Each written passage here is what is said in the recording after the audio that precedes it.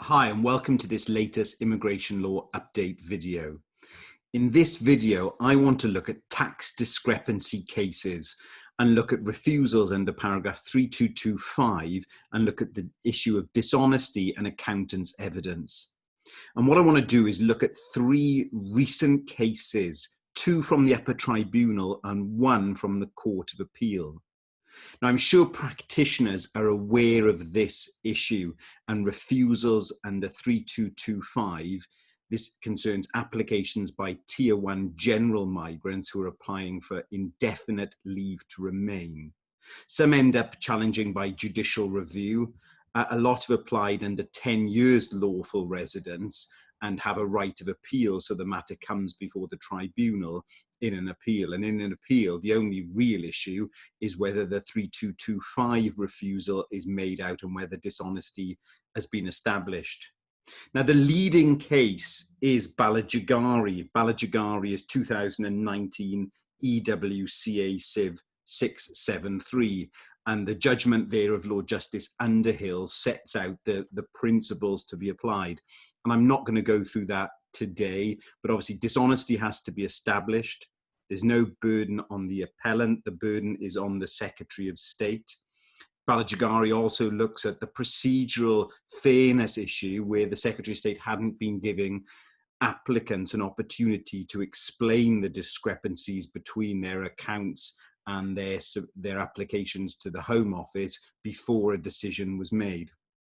But I want to look at these three cases that come after Balajagari. The first one is Abbasi, Rule 43, paragraph 3225, accountant's evidence, and it's from the 8th of January this year. That concerned an accountant's letter.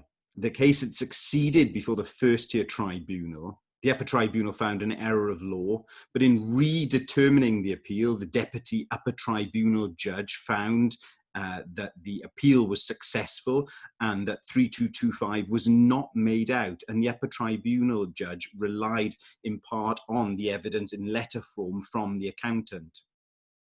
After the hearing, the accountancy firm, and it was a franchise model of accountancy firm, they wrote to the tribunal and effectively revealed that the letter that had been relied upon by the upper tribunal was fraudulent and not in fact written by them. So the tribunal reconvened the hearing before a presidential panel, and the majority of the decision considers the provision of Rule 43 of the upper tribunal procedure rules in terms of setting aside a decision which finally disposes of an appeal. Now, the tribunal found in Abbasi that they could invoke Rule 43 of their own motion, and where there had been a fraud, that was a procedural error, and that was something that Rule 43 could deal with. But the problem was, in this case, that the appellant had already been granted leave to remain by that time by the Home Office, so their appeal ceased to exist. So actually the matter was back in the hands of the Home Office as to whether they were going to take any action.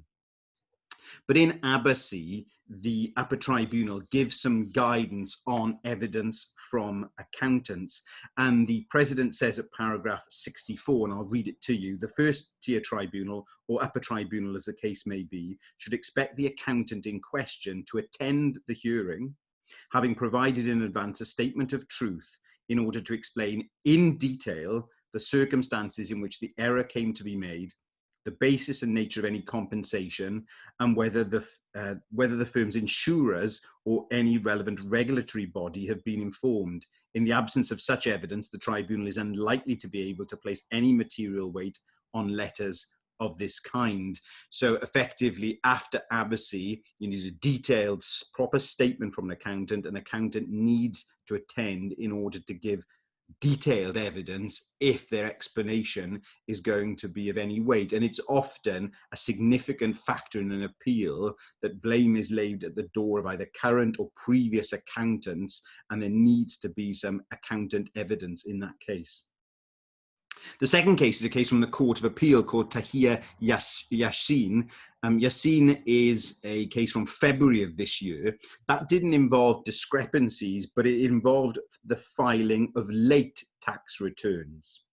Now, the FTT dismissed the appeal, but they found that 3225 was not engaged. There hadn't been dishonesty, but the appellant lacked integrity, and therefore the appeal was dismissed relying on 276B Roman 2. That's the discretionary part of the long residence rule, looking at whether there's any reasons why ILR should not be granted. The upper tribunal upheld those findings, and an appeal was launched to the Court of Appeal on the basis that the upper tribunal had not appreciated that 276B2 required a decision maker to conduct a balancing exercise looking at all the relevant factors. Lord Justice Irwin, giving the judgment in Yassin, said that the Home Office in their refusal letter effectively conflated the two tests in 3225 and 276B Roman 2, where in fact they were different tests.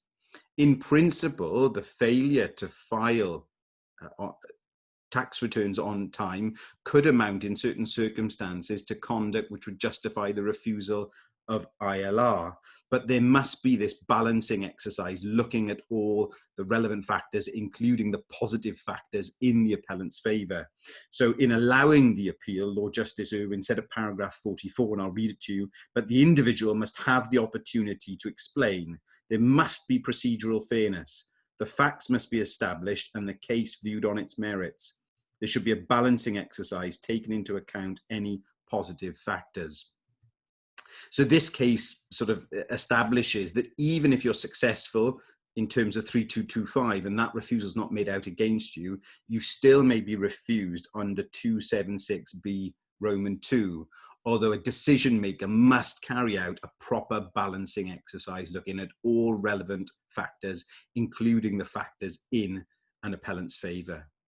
The final case is a very recent case, a decision by Mr. Ockleton called Ashfaq, and that's from the 17th of June 2020.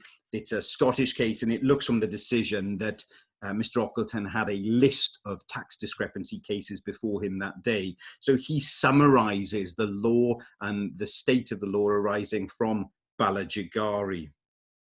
In this appeal, it was allowed because the first-tier tribunal judge had effectively put a burden on the appellant, relying on Shahbaz Khan to disprove dishonesty, which of course that was the wrong approach following Balajigari. But what Mr. Ockleton does in this case is say, well, when considering tax return cases, when there's an appeal before the tribunal, that deals with the procedural fairness point in Balajigari. So where there's no right of appeal and you're challenging by JR, you may succeed in your JR because there's not been procedural fairness if your appellant hasn't been given the chance to explain before a decision is made. Whereas if there's an appeal before the tribunal, that is your opportunity to provide an explanation. So that deals with the procedural aspect. Mr. Ockleton also comments is that we shouldn't assume that the original figures given by to the Secretary of State in the application are the correct figures in terms of the appellant's earnings.